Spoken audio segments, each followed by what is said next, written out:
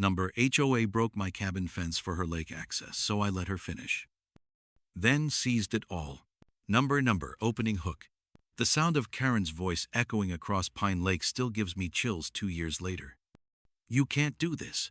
That gate cost $50,000. This is theft. But as I sat on my grandfather's weathered porch that July afternoon, watching sheriff's deputies escort the former HOA president away in handcuffs, I knew this wasn't theft. This was justice served with perfect irony. Karen Blackwell had just spent 6 months building the most expensive pathway in our county's history, complete with imported stone pavers, brass hardware, and custom lighting that would make a 5-star resort jealous. What she didn't know was that every beautiful detail was being constructed on my private property without my permission. And thanks to a 2008 court ruling, she never bothered to research. The moment I filed a legal claim, her entire $50,000 improvement project legally transferred to me. The best part? I didn't stop her. I sat on this same porch every morning with my coffee, watching her crew work. Knowing each day brought me closer to owning the most magnificent front gate in Lakeshore Estates. Sometimes the sweetest revenge is simply letting your enemies destroy themselves while you document everything. But Karen's downfall didn't start with a fence or end with a gate. It started with one arrogant woman's belief that she could steal my family's century-old property rights, and ended with the complete exposure of 15 years of embezzlement, fraud, and a covered-up vehicular manslaughter that would make your blood run cold. Number. Background setup. My name is Jake Morrison, and this 2-acre property has been in my family since 1892. My great-great-grandfather homesteaded this land when Pine Lake was nothing but wilderness, and every generation since has called this modest wooden cabin home. The property comes with something Karen Blackwell desperately wanted: 200 meters of pristine lakefront and legal water rights that predate every fancy house in the surrounding Lakeshore Estates development. When my grandfather died 2 years ago from cancer, he left me more than just the cabin. He left me a legacy of quiet dignity and the legal documentation to protect it. His final letter was crystal clear. Jake, if you're reading this, it means someone has tried again to steal our family's land. Use everything I've given you. Make it right. Lakeshore Estates is one of those gated communities where the average home costs more than most people make in 5 years. $1-million McMansions with manicured lawns and 3-car garages, all built around the promise of exclusive lake access. The only problem? The developers never bothered to verify who actually owned Pine Lake before they sold those promises to 200 families. I was content living peacefully among the architectural marvels, working my remote IT job from the cabin's converted loft office, and maintaining my grandfather's simple lifestyle. My neighbors might drive Teslas and BMWs, but I was happy with my weathered dock and the base boat that had been pulling fish from these waters since the Clinton administration. The cabin itself is a testament to honest craftsmanship: hand-hewn logs, a stone fireplace built from lake rocks, and a wraparound porch where my grandfather taught me to identify every bird that visited our feeders. It's not grand, but it's authentic in a way that no amount of money can replicate. Karen Blackwell changed everything on a crisp Tuesday morning in October. I was replacing rotted boards on my dock when I heard the distinctive whir of an electric vehicle. Her white Tesla pulled into my driveway like she owned it, and out stepped what I can only describe as the physical embodiment of HOA authority: cream blazer that probably cost more than my monthly mortgage, diamond earrings catching the morning light, and the kind of confident stride that comes from years of getting your way through intimidation and legal threats. She carried herself like someone who had never heard the word no and meant it to stay that way. She didn't knock, didn't introduce herself politely, just walked down to my dock where I was working and launched into a speech she'd clearly rehearsed in her bathroom mirror. Mr. Morrison, I'm Karen Blackwell, president of the Lakeshore Estates HOA. We need to discuss your property situation. The way she emphasized situation made it sound like I was harboring toxic waste instead of living in my family's century-old cabin. I set down my hammer and gave her my attention, which apparently emboldened her to shift into full intimidation mode. This property doesn't align with our community standards, she continued, gesturing toward my cabin like it was an eyesore instead of a piece of living history. The neighborhood has evolved, and frankly, your cabin is bringing down property values for everyone. I'm prepared to make you a generous offer well above market value, so we can resolve this amicably. I politely declined, explaining that the property wasn't for sale and never would be. That's when Karen's professional mask slipped, and I got my first glimpse of the predator lurking beneath the polished exterior. Mr. Morrison, you're misunderstanding the situation. This isn't about aesthetics or sentiment. We're talking about community access to natural resources, the greater good, the rights of 200 families who deserve equal access to Pine Lake. The irony of her discussing equal access while standing uninvited on my private property wasn't lost on me. But what she said next made my blood run cold and changed everything. I've already filed a petition with the county for an easement right-of-way through your property. The community needs better lake access, and your fence is preventing that? The law will support UCITS, called eminent domain for the public good. Her voice carried the confidence of someone who'd never lost a legal battle, but there was something else in her tone when she mentioned lake safety, a slight tremor that suggested this was deeply personal, for reasons I didn't yet understand. That night, I learned exactly how personal Karen's obsession with my property really was. Escalation. The midnight sound of a power saw cutting through wood isn't something you easily forget. I woke to the distinctive whine of a professional-grade circular saw, and by morning, a section of my back fence had been neatly removed, not vandalized or damaged, but professionally cut with surgical precision to create a clean pathway from the Lakeshore Estates community trail directly onto my property. Most people would have called the police immediately and started a war. Something told me to wait and watch. Karen's confidence in her legal threats suggested she was playing a much bigger game than simple neighborhood politics. And I wanted to understand the full scope before making my move. I spent that day installing motion-activated security cameras around the entire property, positioning them to capture every angle of the newly created pathway. I also set up audio recording equipment, having learned from my grandfather that documentation beats confrontation every single time. That evening, Karen returned with a professional surveyor. Both walked through my property like they owned it, pointing at various landmarks and taking measurements while I watched from my kitchen window. Karen gestured enthusiastically toward the lake, clearly explaining some grand vision that involved far more than just a simple walking path. When they finally left around sunset, I noticed something glinting in the grass where Karen had been standing. It was a folded paper that had fallen from her designer handbag, and reading it made everything crystal clear about her true intentions. The paper was a printed email with the subject line, Project Paradise Phase 1 Timeline, from Karen to the Lakeshore Estates Board of Directors. The email outlined a $50 million development plan, a partnership with Lakeside Resort Development to transform Pine Lake into an exclusive 5-star resort and spa destination. The easement through my property wasn't about community access at all.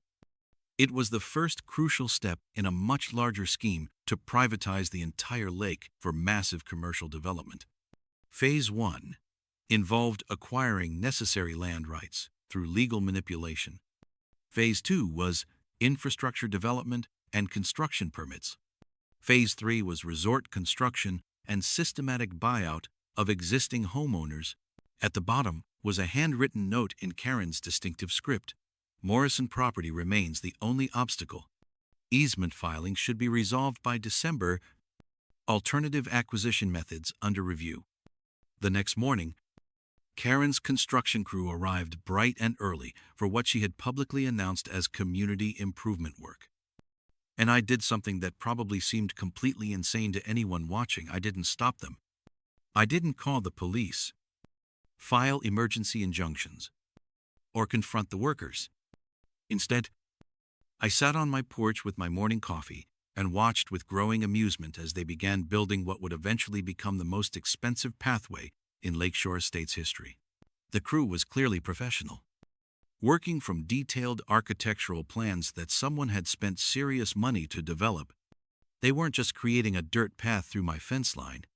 They were installing premium decorative stone pavers imported from Italy, building an ornate wooden gate with hand-forged brass hardware, and adding landscape lighting sophisticated enough for a luxury resort entrance. Over the following weeks, I watched in fascination as they added custom stonework, planted expensive ornamental shrubs, and installed an irrigation system that probably cost more than most people's cars. By the end of the project, they had created what looked like the entrance to an upscale country club, complete with a hand-carved wooden sign reading Pine Lake Community Access and HOA Estates HOA. Karen drove by twice daily to check progress, and I could see her satisfaction growing with each visit. She would stand at her beautiful new gate, hands on her hips, surveying her domain like a queen admiring her latest conquest.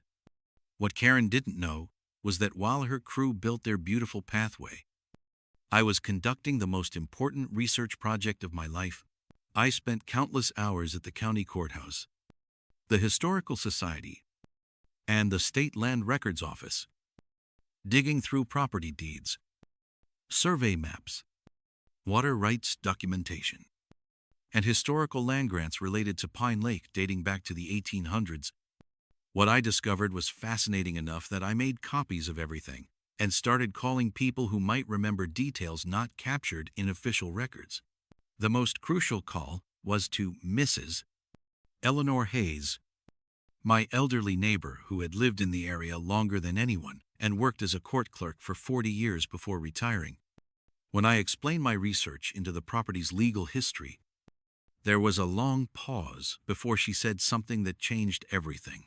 "Jake, I think you need to come over right now. There are some things about that lake and your property that you absolutely need to know. Things I've been waiting 15 years for the right person to tell." Number. Preparation. Mrs. Eleanor Hayes' living room felt like stepping into a well-organized legal archive.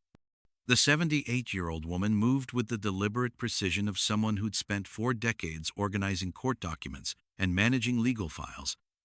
When she opened an old cedar chest that had obviously been waiting for this moment, I knew this conversation would change everything. "Jake, your grandfather was a good man who tried to protect this community from something terrible," she said, her voice heavy with years of kept secrets. "He died before he could finish what he started. But maybe you can complete his work." She pulled out a manila folder thick with documents, her hands trembling slightly as she set it on her coffee table. The weight of whatever she was about to reveal hung heavy in the air, and I could see the relief in her eyes at finally being able to share this burden with someone. The first document she showed me was a survey map from 1892, hand-drawn and faded but still completely legible, showing Pine Lake and the surrounding property boundaries in meticulous detail. What I saw made my stomach drop and my heart race simultaneously. According to this original territorial survey, Pine Lake wasn't public property as everyone had assumed for over a century. It was private property, owned entirely by the Morrison family. With my cabin sitting on the original homestead that controlled exclusive water rights to the entire lake, the Lakeshore Estates development was built on a fundamental lie. Mrs. Ayes explained, pointing to a more recent survey from 2007. When the developers wanted to build those fancy houses, they needed guaranteed lake access to make the properties valuable enough to justify million-dollar price tags. But they never bothered to research who actually owned the lake. They just assumed it was public land and built their entire marketing strategy accordingly. She showed me a court judgment from 2008, signed by Judge Harrison and stamped with the official seal of the County Superior Court. The ruling was crystal clear and legally bulletproof. The Morrison family retains full ownership of Pine Lake and all water rights therein, including exclusive control of lake access and a 50-meter buffer zone around the entire shoreline. But the most important part was a special clause that I had to read 3 times to fully comprehend. Any structures, improvements, or modifications made to the Morrison property without explicit written permission automatically transfer ownership to the Morrison family upon discovery and legal claim filing. Mrs. Hayes watched my face as I processed this information, a small smile playing at the corners of her mouth. Your grandfather was a smart man, Jake. He made sure that if anyone ever tried to steal your land through trickery or force, they would end up giving you even more than what you started with. The implications hit me like a freight train traveling at full speed. Karen's beautiful stone pathway, the ornate gate with its expensive brass hardware, the sophisticated lighting system, even the hand-carved wooden sign proclaiming community access every single element was being built on my property without my permission. According to this 2008 judgment, the moment I filed a legal claim, everything Karen was building would automatically and legally become mine. But there was something else in the documents that made this situation even more explosive and personally devastating for Karen. Mrs. Hayes showed me a copy of the original Lakeshore Estates development permits from 2007, and nowhere in the extensive paperwork was there any mention of lake ownership verification or water rights research. The developers had simply assumed Pine Lake was public property and had sold homes to 200 families based on that false assumption. For 15 years, every single resident of Lakeshore Estates had been using my lake illegally, and their property values were artificially inflated based on lake access they had absolutely no legal right to claim. Why didn't my grandfather act on this information when he discovered it? I asked. Though part of me already suspected the answer involved something darker than simple property disputes. Mrs. Hayes sighed deeply, her expression growing somber as she pulled out a newspaper clipping from 2008 with the headline, "Local Boy Drowns in Pine Lake Tragedy." The article described how 10-year-old Michael Blackwell had drowned while swimming with friends, a terrible accident that devastated the entire community and led to increased safety measures around the lake. But Mrs. Hayes' next words revealed a truth that had been carefully buried for 15 years, and it explained everything about Karen's obsessive need to control Pine Lake. That boy didn't drown while swimming, Jake. He died because his mother was driving drunk and crashed straight into the lake with him in the car. Karen Blackwell killed her own son, then convinced everyone it was a swimming accident to avoid vehicular manslaughter charges. The pieces of Karen's behavior suddenly made perfect sense. Her obsession with controlling lake access wasn't about community development or property values. It was about maintaining absolute control over the scene of her crime, making sure no one ever looked too closely at what really happened that night in 2008. Mrs. Hayes handed me one final document that made my grandfather's strategy clear, a letter written in his careful handwriting and dated just 3 months before his death. Jake, if you're reading this, it means Karen has tried again to steal our family's land. And this time, you're the one who has to stop her. I was too old and too scared to fight her properly. But you're young and strong enough to see this through. Use these documents to reclaim what's rightfully ours. Not for revenge, but for justice. That lake belongs to our family legally, but it should belong to everyone morally. Make it right. Number climax. Armed with Mrs. Hayes' explosive evidence and my grandfather's ironclad 2008 court judgment, I walked into the county courthouse that Wednesday morning with the confidence of someone holding a royal flush in a high-stakes poker game. The clerk's eyes widened as she reviewed my documentation, and within 2 hours, I had an emergency injunction signed by Judge Harrison himself, the same judge who had issued the original ruling 15 years earlier, the moment that gavel came down. Karen's $50,000 pathway construction project, legally transferred to my ownership under the 2008 ruling's automatic forfeiture clause. Everything she had built with such pride and arrogance now belonged to me. I decided to make the ownership transfer official with a little theatrical flair that would be remembered for years to come. At exactly noon, I began live streaming myself walking up to Karen's gorgeous new gate and ceremoniously hanging a bright red private property tang, trespassing prohibited by law sign, right next to her Pine Lake Community Access placard. The irony was absolutely beautiful. Karen had just spent $50,000 of community money building me the most expensive and elegant front gate in the entire county.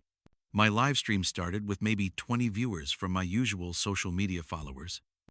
But word spread through the neighborhood like wildfire. And within an hour, I had over 300 people watching in real time as I explained exactly what was happening and why. Folks, what you're witnessing here is the legal principle of adverse construction, I said to the camera while genuinely admiring the exceptional craftsmanship of my new gate. When someone builds something on your property without permission and you have proper legal documentation of ownership, that construction automatically becomes yours upon filing a claim. Mrs. Blackwell just gave me a very generous and completely unexpected housewarming gift. The best part was watching Karen's reaction unfold in real time through my security camera network. She came screeching into my driveway in her Tesla at exactly 12:47 p.m., probably expecting to find me cowering behind legal threats and intimidation tactics. Instead, she found me sitting calmly on my porch, peacefully sipping sweet tea while broadcasting live to an audience that had grown to over 8,000 viewers. Her face went through an incredible range of emotions as she processed what was happening: confusion, growing anger, complete disbelief, and finally, a kind of desperate panic when she realized the full legal implications of her situation. "You can't do this!" she screamed loud enough for my microphone to pick up every word clearly. "That gate cost $50,000 of community funds. This is outright theft." I gestured calmly toward the camera and replied with genuine cheerfulness. "Actually, ma'am, this is simply called property law in action. But I do want to thank you for the infrastructure upgrade. The brass hardware really does class up the place considerably." What made the situation even more delicious was the immediate impact on the rest of Lakeshore Estates. Karen hadn't just built on my property. She had made specific promises to 200 families that this pathway would provide them with permanent, legally guaranteed access to Pine Lake for swimming, boating, fishing, and other recreational activities. Property values throughout the neighborhood were based partly on that promised lake access. And many residents had specifically bought their expensive homes because of Karen's detailed assurances about community water rights that, as it turned out, didn't actually exist. Now, with one strategic legal filing, I had gained the right to ban every single resident of Lakeshore Estates from using the lake they had assumed they owned. The phones at the HOA office started ringing off the hook as people realized their million-dollar homes might not include the lake access they had been promised and had paid premium prices to secure. But I wasn't finished yet. The gate was just the appetizer in this feast of justice. The main course was about to be served, and it would expose 15 years of systematic corruption that made Karen's land grab look like a minor parking violation.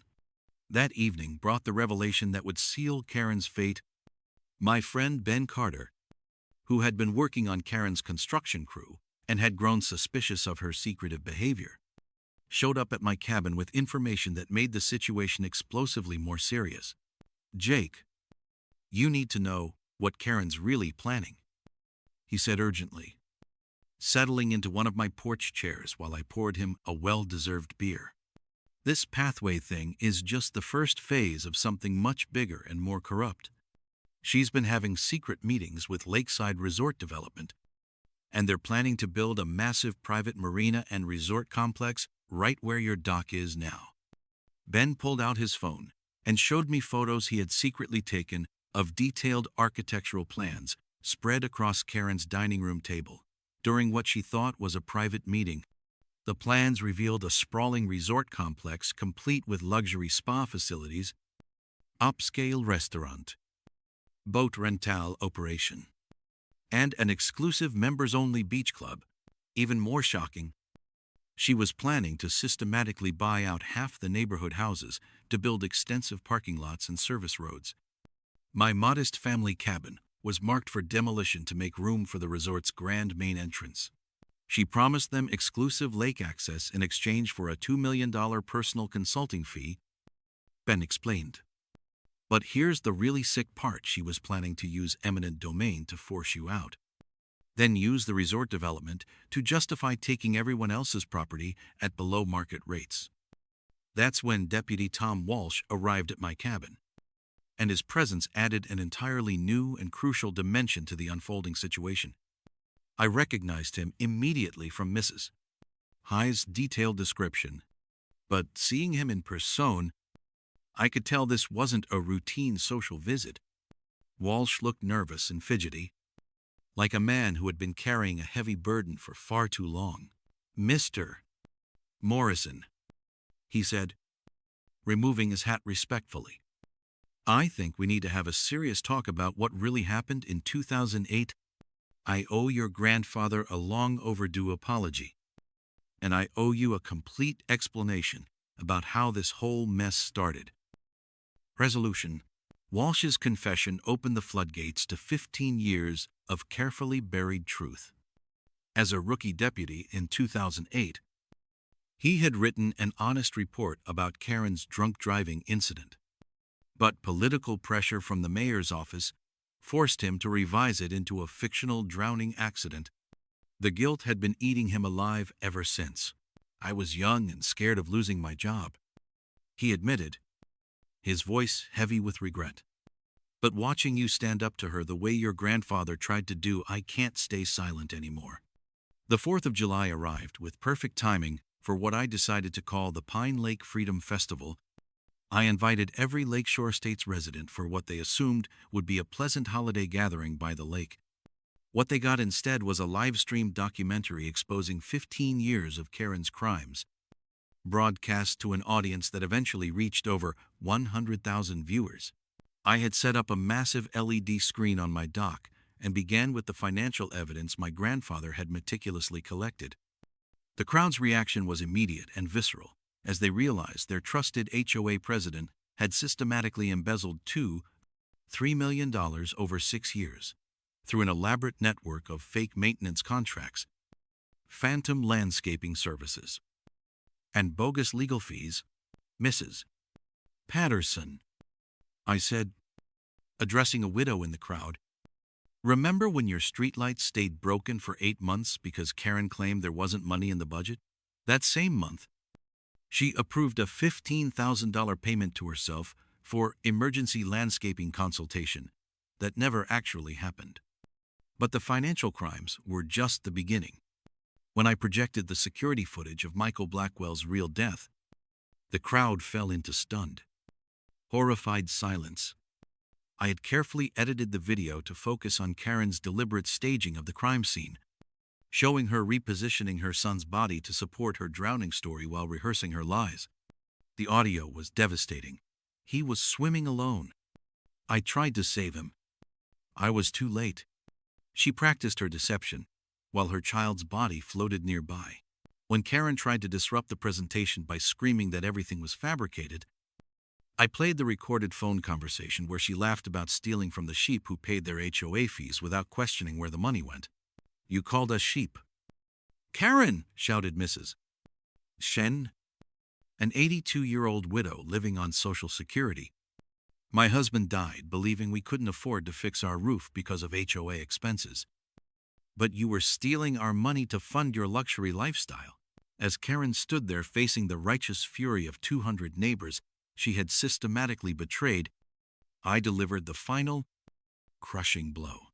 I filed a comprehensive class action lawsuit on behalf of every resident to recover all stolen funds, plus interest and damages. I've also provided complete evidence of insurance fraud, embezzlement, and vehicular manslaughter to both the FBI and the state attorney's office. Right on cue, Deputy Walsh appeared at the edge of the crowd with backup officers. Mrs. Karen Blackwell, he announced in a voice that carried across the suddenly silent gathering. You are under arrest for embezzlement of community funds, insurance fraud, and vehicular manslaughter in the death of your son Michael. You have the right to remain silent. The crowd erupted in sustained cheers as Karen was led away in handcuffs. But I had one final announcement that would reshape their entire community. Due to Karen's extensive criminal activities, the HOA is being dissolved by emergency court order. As the legal owner of Pine Lake and the surrounding buffer zone, I'm hereby establishing this entire area as a community trust. No more monthly fees, no more corruption, and no more lies. The transformation that followed exceeded everyone's wildest expectations. The FBI's investigation was swift and thorough, recovering $8 million in stolen assets within 6 months. Every household received substantial refund checks, while new community operating costs dropped from Karen's inflated $800 monthly to just $50. Working with county officials, I established the Pine Lake Community Recreation Area public space featuring swimming beaches, boat launches, fishing piers, and family picnic areas. My grandfather's cabin became a visitor center and community museum, while Karen's stolen pathway became the welcoming main entrance to a park that attracted over 10,000 visitors in its first summer.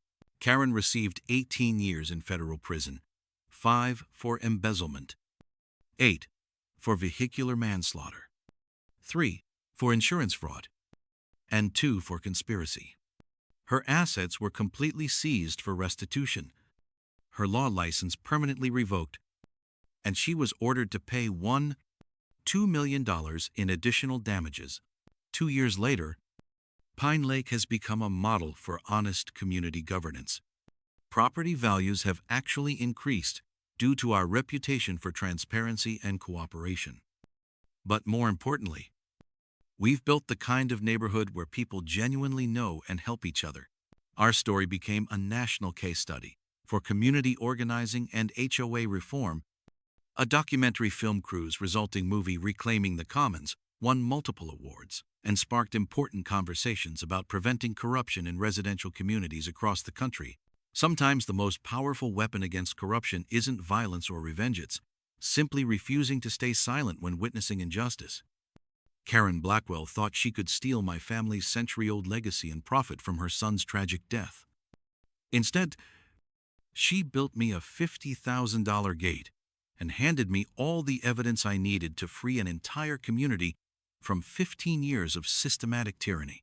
Every morning when I walk through that beautiful brass gate she constructed for me, I remember my grandfather's final words, "Make it right."